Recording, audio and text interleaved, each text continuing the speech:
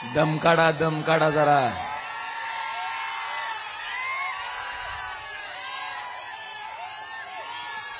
अरे शान बसर.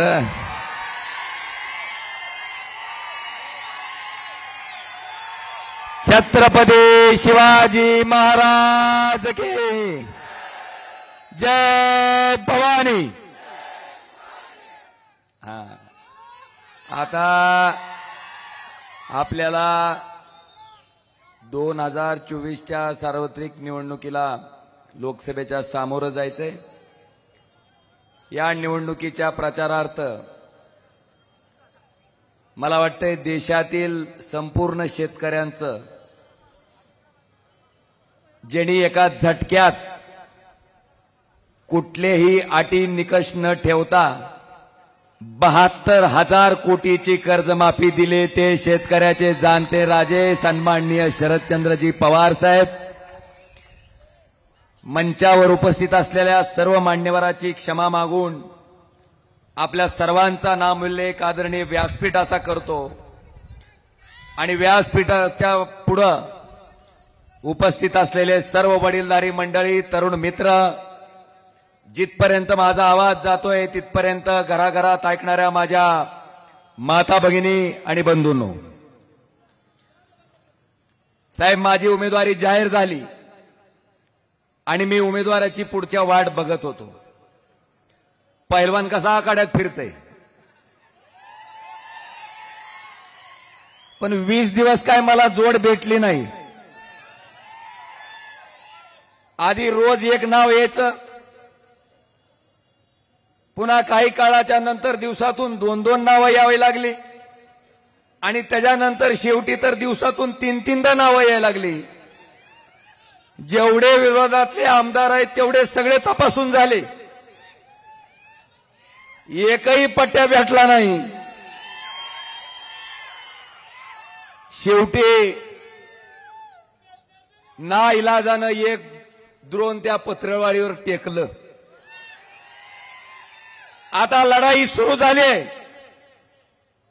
आता ही लढाई सुरू झाली. आता थांब की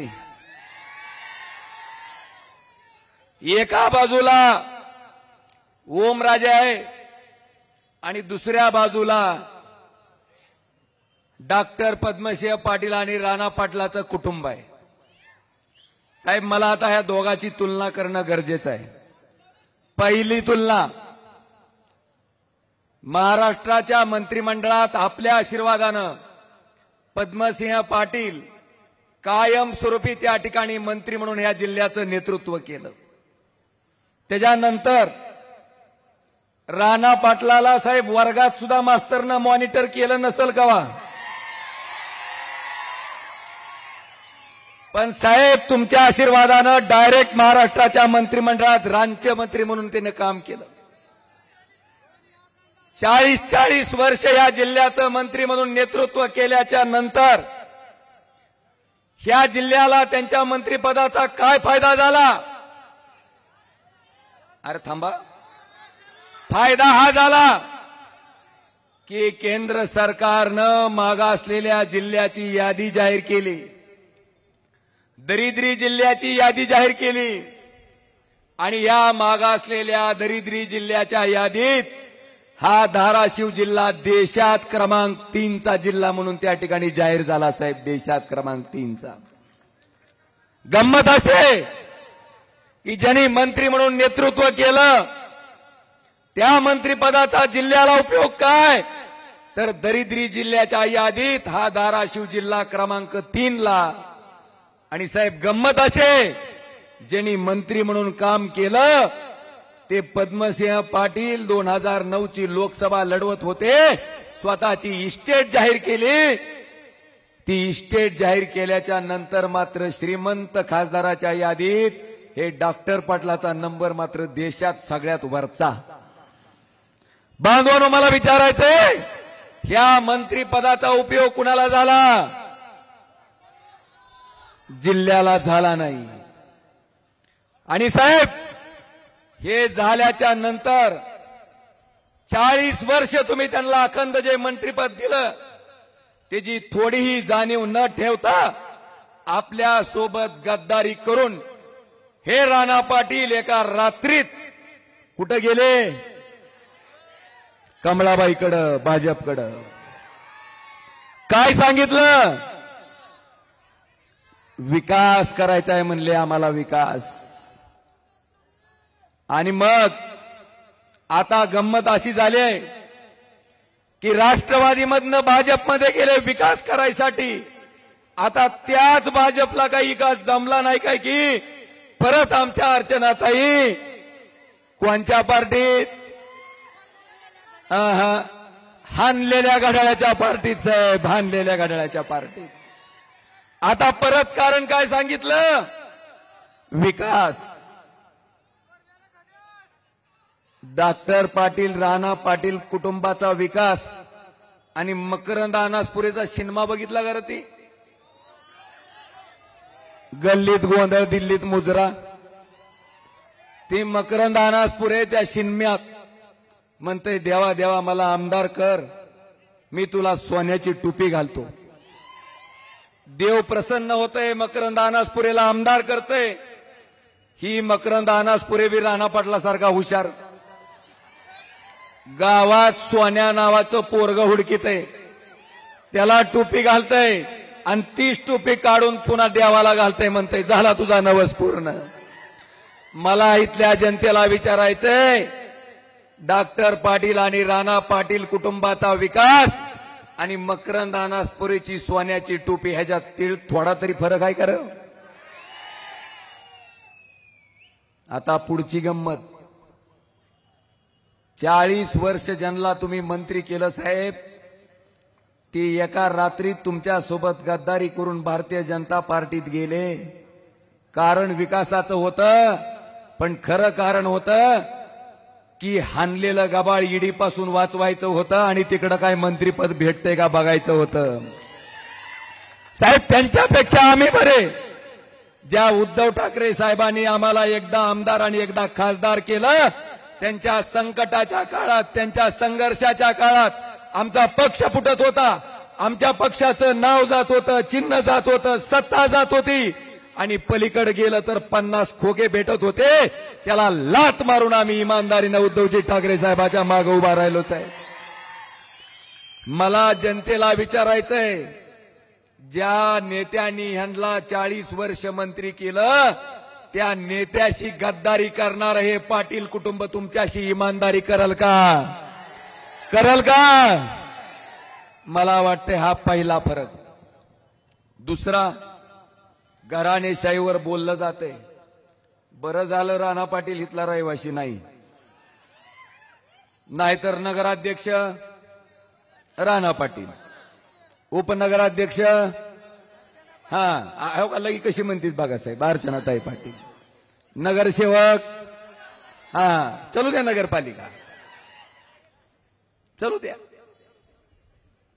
मला आपल्याला प्रश्न करायचा आहे, 2019ला माझ्या जागी चुकून जर राणा पाटील खासदार झाले असते तर खालची विधानसभा कोण लढला असतो? बघा किती हुशार झाली ती बघा साहेब. मला आपल्याला दुसरा फरक सांगायचा आहे. ओमराजे खासदार झाला, पण त्या ठिकाणी जिथून विधानसभेला ओमराजे निवडून यायचा, ती विधानसभा ना ओमराजेची बायको लढली ना ओमराजेचा भाऊ लढला. आज कैलास दादाच्या रूपानं त्या ठिकाणी एक तरुण, एक जिल्हा परिषदचा सदस्य, शेतकरी पुत्र त्या ठिकाणाहून आमदार म्हणून निवडून आले. आणि मला अभिमान आहे की ते सुद्धा त्या 50 खोकेवर लात मारून उद्धवजी ठाकरे साहेबांबरोबर प्रामाणिक आहेत. आता मला तुम्हाला विचारायचंय, एवढे 2 उदाहरणं तुम्हाला उद्याचा उमेदवार कोण असावा हे निवडण्यासाठी पुरेसे आहेत का नाही? आहेत का नाही? आता पुढचं साहेब, मला हे सारखं विचारते की संपर्काच्या बाबतीत काय अडचण आहे का कुणाची आपली? शेवटच्या कडापासून हात वरून करून सांगा, ओमराजे संपर्कात आहे का? आहे का? एका खासदाराचा मतदारसंघ हा 6 आमदाराचा मतदारसंघ असतो. जेवढ्या 6 आमदाराला फिरावं लागतंय तेवढ्या एकट्या खासदाराला फिरावं लागतंय. जेवढा फोन 6 आमदाराला उचलावं लागते तेवढा फोन एकट्या खासदाराला उचलावं लागते. साहेब, माझ्या पूर्वी लोकसभेच्या अनेक निवडणुका झाल्या, पण 6च महिन्यात बातमी यायची, खासदार दाखवा आणि 500 मिळवा. ओमराजेच्या बाबतीत झालं का? एकदा तरी झालं का? मी ह्या जनतेला शब्द दिला होता की ओमराजे फक्त निवडणुकीपुरता उमेदवार म्हणून दिसणारा खासदार राहणार नाही. तुम्ही तुमच्या कुटुंबातला सदस्य समजून मला मतदान करा. मी 5 वर्ष तुमच्या कुटुंबातला सदस्य म्हणून तुमच्यासाठी काम करेन. आणि ती मी केलंय. माझ्या संपर्काच्या बाबतीत सुद्धा दुःख नाही. साहेब, एखादा आमचा गरीब शेतकरी दवाखान्यात जातो. आता ह्याने इथलं मेडिकल कॉलेज मुंबईला नेल्यामुळं त्याला खासगी दवाखान्यात इलाज केल्याशिवाय पर्याय नाही. मग खासगी दवाखान्यात त्याचं बिल होतंय 30,000 रुपये. 30,000 रुपये बिल झाल्यावर त्या बिचाऱ्याच्या खिशात असते 20,000 रुपये. त्यावेळेस त्या शेतकऱ्याला ह्या ओमराजेची आठवण होती. मला फोन करते, साहेब दादा तुम्ही डॉक्टरला बोला, माझे पैसे कमी करायला लावा, माझ्या खिशात फक्त 20,000 आहेत. साहेब, त्या डॉक्टरला बोलून विनंती करून आम्ही त्याचे 10,000 रुपये कमी करतो. पण साहेब, आमदार खासदार मंत्री केलेली माणसं फुटत असतील, पण त्याची 10,000 रुपये वाचवलेला शेतकरी मात्र त्या ठिकाणी कधीही फुटत नाही. ह्या कामाला ते चिल्लर काम समजतात. चिल्लर आहे म्हणतात. माझी भगिनी दवाखान्यात ऍडमिट असती, त्या माझ्या भगिनीला रक्ताच्या 2 बाटल्याची आवश्यकता असती. ती 2 बाटल्या सुद्धा माझा खासदारच त्या ठिकाणी मिळवून देऊ शकतो, हा विश्वास त्या माझ्या भगिनीमध्ये आहे. तिचा भाऊ, तिचा वडील, तिचा नवरा मला फोन करते, भले साहेब 2 बाटल्या रक्तच मिळत असेल, पण ती माझी भगिनी मला कधी आयुष्यात विसरू शकत नाही. मला कधी तीच विसरू शकत नाही. आता ह्या कामाला पण हे चिल्लर काम म्हणते. घरकुलाचा हप्ता, एखादा माणूस खोपटात राहणारा माणूस घरकुल बांधायचा असतंय, पहिला हप्ता मिळतंय, काम चालू होतंय, दुसरा हप्ता इंजिनियर देत नाही, त्यावेळेस त्याला ओमराजेची आठवण होती. माझ्या एका फोननं त्याचा घरकुलाचाच हप्ता मिळतो, पण त्याच्या घरावरचं खोपट निघून जेव्हा छप्पर येते तेव्हा ती साधारण माणूस सुद्धा या ओमराजेला कधी विसरत नाही. बघा, सामान्य माणसाची काम केलं तर हे म्हणते चिल्लर काम आहे, चिल्लर काम आहे. आता मत मागायला आले की त्या सामान्य माणसाला पण सांगा, आमचं मत जे आहे का नाही, तुम्ही आम्हाला चिल्लर समजताव ना, तर आमचं मत सुद्धा आमच्या चिल्लर ओमराजेलाच आम्ही टाकणार आहे, तुझी काय जरूर नाही म्हणा. आता त्या माणसाचं मत जर आपल्याला लागत असेल तर त्याच्या कामाची जबाबदारी सुद्धा त्या ठिकाणी मी स्वीकारली. प्रामाणिकपणे काम केलं, 5 वर्ष काम केलं, राबलो, इमानदारीनं केलं. आणि म्हणून आज इतक्या मोठ्या धनशक्तीच्या विरोधात सुद्धा ही मोठी जनशक्ती साहेब माझ्या पाठीमागं तुमच्या आशीर्वादानं या ठिकाणी उभी आहे. आता पुढं बरेच विषय आहेत. मला माझ्या संपर्काच्या बाबतीत तीही मान्य करते की हे संपर्कात आहे. माझ्या फोनवर मला डिवचलं जातंय, सारखं म्हणते फोन उचलल्यावर काय होतंय, फोन उचलल्यावर काय होतंय. अरे काय होत नाही तर तू का ताण घ्यायला म्हणाव, तुम्ही थंड पडना म्हणाव. फेरावळीनं रोज फोनवर आहेत. आता मला जनतेला विचारायचंय, जी माणसं आपल्याला म्हणतात ना फोन उचलल्यावर काय होतंय, फोन उचलल्यावर काय होतंय, उगाच 7 तारखेचं मतदान होऊ दे, 4 तारखेच्या मतमोजणीला ही लोक धावतेत फोन उचलल्यावर काय होतंय ते. आता मला पुढचा विषय घ्यायचा आहे. मला सारखं विचारलं जाते, ओमराजे तुम्ही संपर्कात आहेत, तुम्ही लोकांचे फोन उचलता, लोकांचे काम करता, पण तुमचं ठळक काम काय, ठळक काम. मला त्यांना प्रामाणिकपणे सांगायचंय की महाविकास आघाडीचं सरकार फक्त 2.5 वर्ष त्या ठिकाणी होतं. 2.5 वर्षामध्ये 1.5 वर्ष कोरोना होता का नव्हता. मला तुम्हाला विचारायचंय, कोरोनाच्या काळामध्ये राणा पाटील दिसले का हो, अर्चनाताई दिसल्या का, मल्हार पाटील दिसले का, कोण दिसलं. ओमराजे दिसला का नाही? जिथं म्हणून माझ्या लोकसभा कार्यक्षेत्रामध्ये कोरोनाचा पेशंट निघाल त्या प्रत्येक गावात हा ओमराजे त्या ठिकाणी पोहोचला साहेब. कुणाला व्हेंटिलेटरचा बेड लागू द्या, कुणाला ऑक्सिजनचं बेड लागू द्या, कुणाला कुठलंही औषध लागू द्या, ओमराजे तुमच्या सगळ्याच्या सेवेत अखंड होता का नाही? आणि आता पावसाळ्यात कुत्र्याच्या छत्र्या उगवल्यात आणि मला विचारते काय केलं काय केलं. त्या कोरोनात मदत केलेला प्रत्येक नागरिक माझी मदत त्या ठिकाणी कधीही विसरू शकत नाही. आता परत मला यायचंय मेडिकल कॉलेजवर. साहेब 2.5 वर्षातलं 1.5 वर्ष कोरोनात गेल्याच्या नंतर जे 1 वर्ष मिळालं त्या 1 वर्षात या जिल्ह्याचं शासकीय वैद्यकीय महाविद्यालय आपल्या आशीर्वादानं आम्ही त्या ठिकाणी धाराशिवला मंजूर केलं, चालू केलं. 3ऱ्या वर्षाचे प्रवेश चालू आहेत. पुढच्या वर्षी आमच्या इथनं डॉक्टर झालेली मुलं त्या मेडिकल कॉलेजमधनं बाहेर पडतील. मला साहेब प्रश्न हा आहे की 1991ला पद्मसिंह पाटील मंत्री असताना पण मेडिकल कॉलेज मंजूर झालं होतं, पण प्रस्ताव साहेब धाराशिवचा नाही दिला गेला. कुठं मागणी केली गेली? नेरूळ. मतं कुणाची घ्यायची आणि हॉस्पिटल कुठं? का साहेब मुंबईचा नेरूळ भाग हा आदिवासी भाग आहे. होय, आदिवासी भाग आहे का ती? आपल्याकडे काय दवाखाना जरी नसला तरी आपण काय करू? सोलापूरला जाऊ, नाहीतर लातूरला जाऊ, नाहीतर आंबेजोगाईला जाऊ. आपला विचार केला नाही, आपला विचार केला नाही. 1991ला ते मेडिकल कॉलेज मुंबईला नेलं गेलं, नेरूळला केलं गेलं आणि ते सुद्धा तेरणा पब्लिक चॅरिटेबल ट्रस्ट जी की शेतकऱ्याची सभासदाची ट्रस्ट होती, या पाटल कुटुंबाने गिळंकृत केली, हाणली आणि हाणलेल्या ट्रस्टवर हाणलेलं मेडिकल कॉलेज त्या मुंबईला घेऊन गेलेत. आणि गंमत अशी आहे साहेब, त्या मेडिकल कॉलेजला आमच्या इथली माणसं घेऊन जातेत आणि त्याला म्हणतेत हे तुझा फुकट आम्ही उपचार केला म्हणतेत का नाही?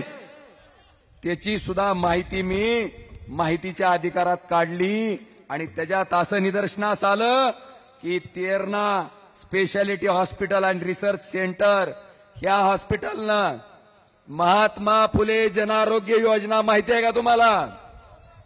इलाज दवाखान्यानं करायचा आणि पैसे कुणी भरायचे? शासनानं. साहेब 2012ला ही योजना या हॉस्पिटलला लागू झाली. 24 पेशंट तपासले, 25 प्रकारच्या शस्त्रक्रिया आणि थेरपी केल्या गेल्या आणि 2,50,750 रुपये सरकारकडनं घेतले गेले. गंमत पुढच्या वर्षी आहे. 2013ला 16 पेशंटवर 138 प्रकारच्या शस्त्रक्रिया आणि थेरपी केल्या गेल्या. आणि मला तुम्हाला विचारायचंय 16 पेशंटची जर 138 वेळेस खोल फिटिंग झाली असेल तर राहिला असेल का पेशंट? राहिला असेल का? ते 16 पेशंट या ठिकाणी आणून दाखवावे आणि ह्याच्या पोटी 10,13,500 रुपये इतके शासनाकडनं घेतले गेले. जे राणा पाटील दावा करतायत की आम्ही मोफत ऑपरेशन केलं, त्यांनी 10 वर्षात 18,23,71,248 रुपये शासनाकडनं घेतले. इलाज आपल्यावर केला, पैसे शासनाकडनं घेतले आणि इथं भुशाऱ्यांनी सांगत हिंडतंय की आम्ही फुकट केला. केला का रे? हा पहिला फरक आहे. विषय असंख्य आहेत. मला आपल्या सगळ्याला सांगायचंय की आमच्या शेतकऱ्याच्या बायकोकडं मंडळीकडं अक्षरशः सोन्याच्या 2 पळ्या सुद्धा नसतात. आणि आमच्या इथं ज्या उमेदवार म्हणून त्या ठिकाणी निवडणूक लढवतात आदरणीय अर्चनाताई पाटील यांच्याकडं 350 तोळ्यापेक्षा जास्त सोनं आहे. अख्ख्या देशात सगळ्यात जास्त सोनं असणाऱ्या उमेदवार आहेत. मला वाटते हा विरोधाभास, ही तुलना आता सामान्य शेतकऱ्यानं त्या ठिकाणी, सामान्य माणसानं त्या ठिकाणी बघणं गरजेचं आहे. कृष्णा मराठवाडा सिंचन प्रकल्पाच्या बाबतीत सुद्धा आपलं महाविकास आघाडीचं सरकार असताना रामदाराचा तलाव बघितला का मागचा तुम्ही? 15 वर्ष झालं बांधून, 15 वर्ष झालं बांधून. धाटणी बॅरेज 15 वर्ष झालं बांधून. पण धाटणी बॅरेज पासून रामदारा पदावापर्यंत मधली कामं मात्र त्या ठिकाणी प्राधान्यक्रमात नव्हती. ती केवळ साहेब जयंत पाटील साहेब जलसंपदा मंत्री असताना आम्ही मंजूर करून घेतली, ज्याच्यामुळं पुढच्या वर्षी त्या ठिकाणी रामदारा तलावात आलेलं पाणी या ठिकाणी दिसणार आहे. हे काम सुद्धा साहेब महाविकास आघाडीच्या सरकारच्या कालखंडात आम्ही केलं. त्याचबरोबर RDSS नावाची केंद्र सरकारची योजना आहे. ह्याच्या माध्यमातून 1303 कोटी रुपये धाराशिव जिल्ह्यासाठी, 190 कोटी बार्शी विधानसभेसाठी, औसा निलंग्यासाठी 144 कोटी रुपये खर्च करून लोकसभा कार्यक्षेत्रात 51 नवीन 33 केव्हीची substation, 59 additional tower power transformer आणि शेतकऱ्याच्या शेतातले वैयक्तिक डीपी 2880 आम्ही त्या ठिकाणी RDSS नावाच्या केंद्र सरकारच्या योजनेतनं मंजूर करून घेतले. हे ओमराजेचं ठळक काम सांगा त्यांना आरडून, हे ओमराजेनं केलंय म्हणून. बांधवानो, आज खासदार निधी मी माझा 100% खर्च केलाय, 17 कोटी 22 लाख. जनसुविधेमधनं 8 कोटी 25 लाख, 25-15 मधनं 5 कोटी रुपये. तुळजापूर नळदुर्ग रस्त्यासाठी 183 कोटी रुपये, नळदुर्ग अक्कलकोट रस्त्यासाठी 274 कोटी रुपये. आणि सगळ्यात महत्वाचं, टेंभुर्णी पासून बार्शीला यायचा रस्ता कसा होता? प्रत्येक खड्ड्यात आपटलं की खासदाराचा उद्धार. पहिल्यांदा तो रस्ता गडकरी साहेबाच्या माध्यमातून 10 मीटरचा आणि चांगला करून घेतलाय. आणि साहेब आपल्याला वचन देतो की त्याच्या चौपदरीकरणाचा DPR सुद्धा सादर झालाय. पुढच्या 5 वर्षात तो रस्ता सुद्धा चौपदरी केल्याशिवाय हा ओमराजे स्वस्थ बसणार नाही. आज या सगळ्या मुद्द्याच्या नंतर मला आपल्या सगळ्याला एवढंच विचारायचंय की भाई और बहनों, झालं का दुप्पट उत्पन्न? अरे झालं नाही का? शेतकऱ्याला केंद्र सरकार कसं मारतंय साहेब? शेतकऱ्याला केंद्र सरकार आत्महत्येला कसं प्रवृत्त करतंय? 11,000 रुपये क्विंटल आमच्या सोयाबीनचा भाव होता. केंद्र सरकारनं पाम तेलावरचं आयात शुल्क कपात केलं. एक वेळ समजू शकतो की पाम तेलावरचं आयात शुल्क कपात करायचं कारण की बाबा गरीब लोकांना पाम तेल स्वस्त मिळावं. पण त्या ठिकाणी DOC आयात केली, ज्याच्यामुळं 11,000 रुपये क्विंटलचं सोयाबीन कितीला आलं? 4,000ला. एका क्विंटलला किती रुपयाचा झपका बसला? 7,000चा. एका एकरात किती क्विंटल निघतंय? 5 क्विंटलला 7,000 रुपयाचा जर झपका बसला तर एकरात नुकसान किती झालं? 35,000. 35,000 रुपये जर एकरात नुकसान असेल तर 5 एकरात किती? 5 त्रिक 1.5 लाख. 1.5 लाखाचा निबर हाबाडा शेतकऱ्यांना खाल्लाय आणि पारावर बसून चर्चा करतोय 4 महिन्याचं 2,000 आलं का म्हणून.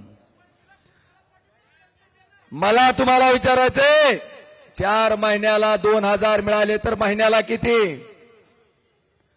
500. महिन्याला 500 तर दिवसाला किती? आता 17 रुपयात काय येते? मला एक शेतकरी म्हणला त्याच्यात 3 टाकले तर 3 इमल येतात म्हणले. आहार शेतकरी सन्मान. कांदा उत्पादक शेतकरी आहे का? कांदा उत्पादक हात वर करा बरं. भाई और बहनो, आता कसं वाटतंय? कांदा उत्पादक शेतकऱ्याच्या गावात तर फक्त या महायुतीचा उमेदवार प्रचाराला जावा, नाही कांदा फेकून आणले तर मला सांगा साहेब. इतकी त्यागली ती. कांद्यावर सुद्धा निर्यात बंदी आणून अख्ख्या शेतकऱ्याचा काटा काढला. आणि कांद्यावर निर्यात बंदी आणल्यामुळं द्राक्षावर बांगलादेशनं आयात शुल्क लावलं आणि द्राक्षाचा सुद्धा काटा काढायचं काम या केंद्र सरकारनं केलंय. आता मला शेतकऱ्याला विचारायचंय, इतकी वाईट शेतकऱ्याची परिस्थिती असताना हे म्हणते आपकी बार 400 पार जाऊ द्या चाल का? 400 पार जर गेलं तर घरात ठेवलेलं सोयाबीन 1000 विकायची तयारी ठेवा. पुन्हा 1000 विकायची तयारी ठेवा. अनबानो, मला या चर्चेच्या माध्यमातून इतकंच सांगायचंय साहेब की जरांगे पाटलांचं आंदोलन होण्याच्या पूर्वी मराठा आरक्षणाच्या विरोधात जेव्हा सुप्रीम कोर्टात याचिका दाखल झाली होती त्यावेळेस मी संसदेत बोललो होतो की तामिळनाडू राज्याचं आरक्षण 78% गेल्याच्या नंतर सुद्धा त्यावेळेसच्या केंद्र सरकारनं त्याला सपोर्टिव्ह ऍफिडेव्हिट सुप्रीम कोर्टात सादर केलं होतं आणि ते आरक्षण टिकलं होतं. जर तामिळनाडू राज्याचं आरक्षण टिकत असेल तर माझ्या मराठा समाजाचं महाराष्ट्राचं आरक्षण सुद्धा त्याच पद्धतीनं केंद्र सरकारनं लक्ष घालावं तसंच ऍफिडेव्हिट द्यावं आणि आमचं आरक्षण टिकवावं ही मागणी करणारा मी एकमेव खासदार होतो. त्याच्यानंतर लोकसभेत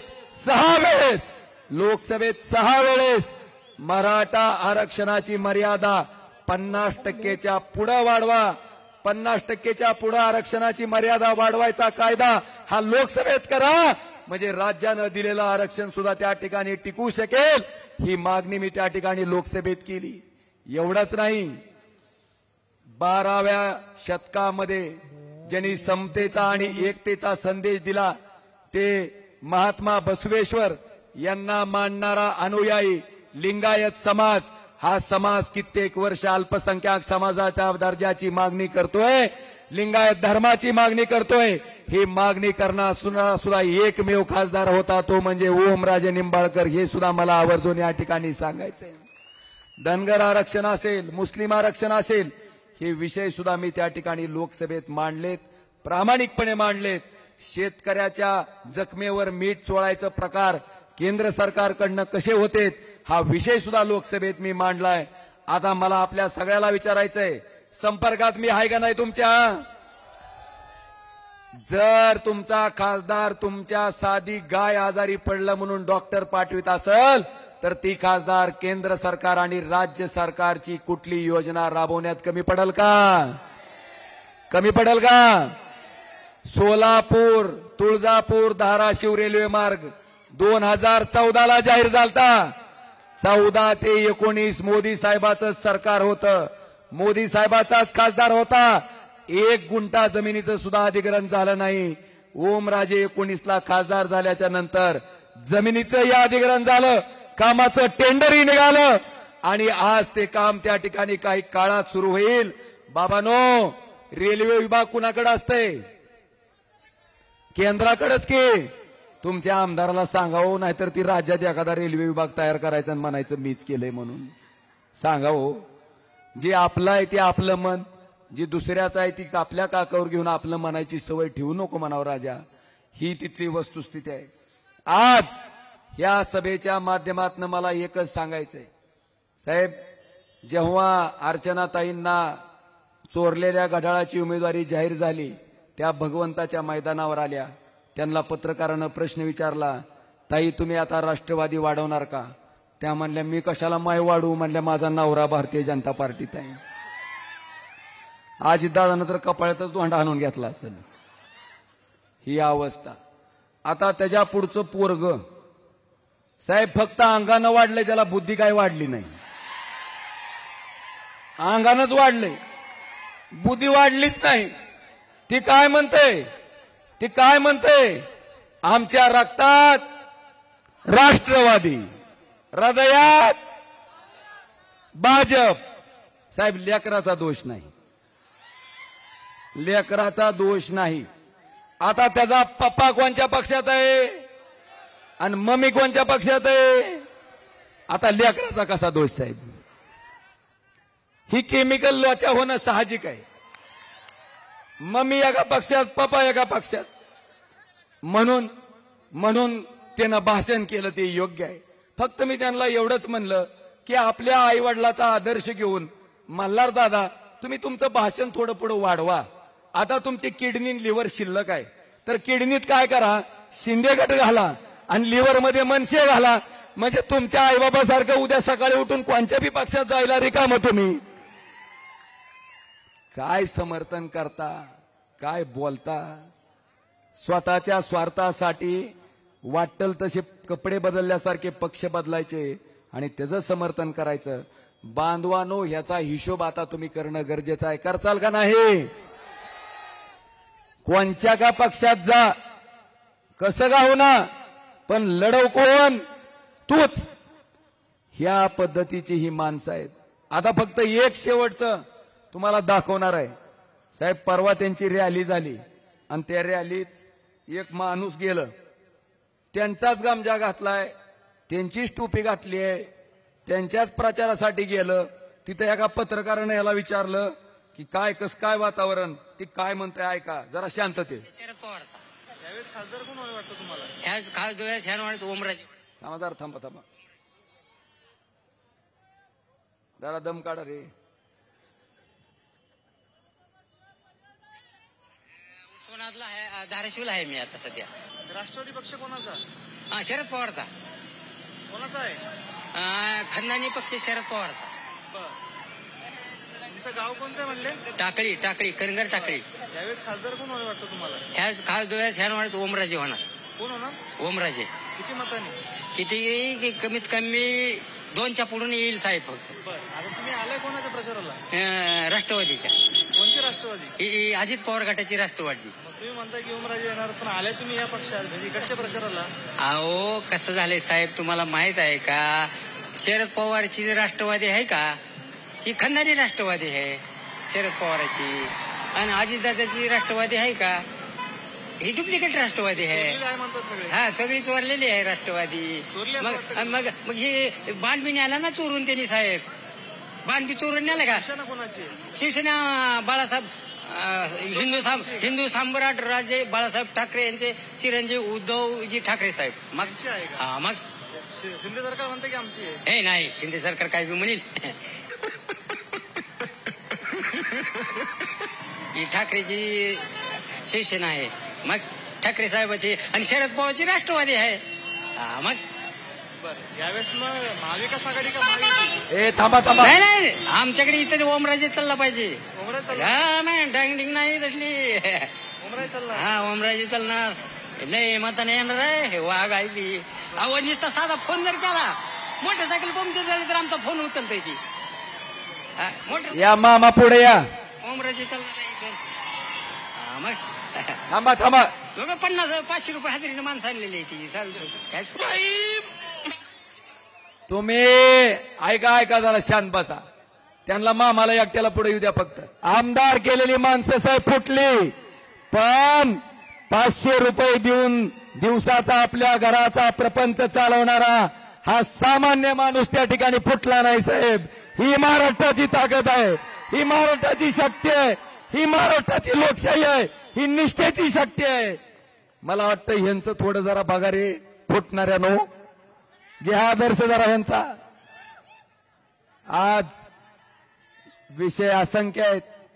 आपल्या सगळ्यांना, पवार साहेबांना आपल्याला ऐकायचंय. मी आपल्या सगळ्याला एकच विनंती करणार आहे, उद्याच्या येणाऱ्या 8 तारखेला,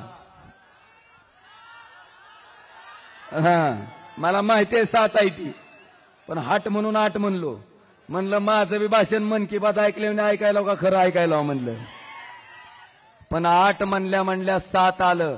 बांधवानो, उद्याच्या बाबतीत फक्त एकच मला आवर्जून सांगायचंय, आपलं चिन्ह बांध चोरलाय. चिन्ह कोणचं आहे आपलं? कोणचं चिन्ह आपलं?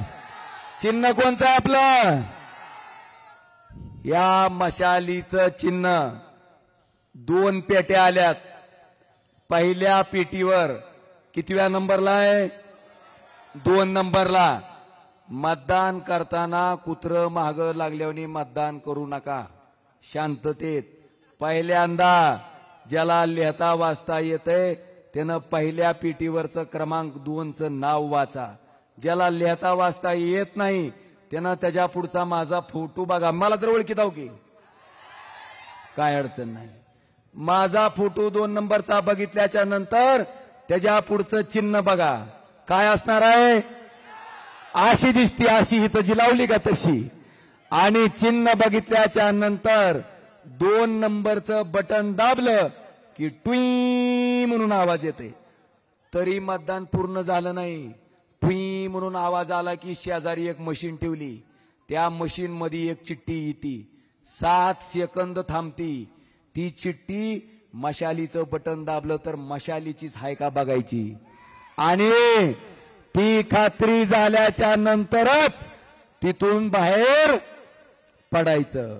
जर बटन मशालीचं दाबलं आणि चिठ्ठी जर दुसऱ्या चिन्हाची पडली तर त्याच वेळेस मतदान बंद करायचं. त्याला सांगायचं हिथं घोळ व्हायलाय का. आता मशिनीतलं मतदान मोजताना ह्या चिठ्ठ्या सुद्धा मोजणार आहे. त्याच्यामुळं तुम्ही जर मशालीचं बटन दाबलं आणि मशालीची चिठ्ठी पडली तर आपलं मतदान मशालीला गेला ही त्याचा पुरावा आहे. आणि चिठ्ठ्या मोजल्यामुळं त्याच्यात घोळ होणार. म्हणून बांधवानो विनंती करतो, उद्याच्या 7 तारखेला ओमराजे तुमचा खासदार म्हणून त्याच्या आयुष्यातले 24 तास मागची 5 वर्ष तुमच्यासाठी राबलाय आणि हक्कानं तुमचं एक मत मी त्या ठिकाणी मागतोय. मला अधिकार आहे का नाही? आहे का नाही? मी हक्कानं तुमचं एक मत मागतोय.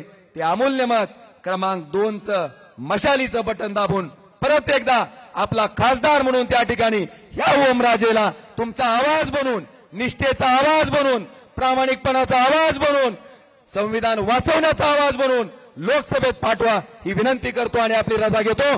धन्यवाद. जय हिंद, जय महाराष्ट्र.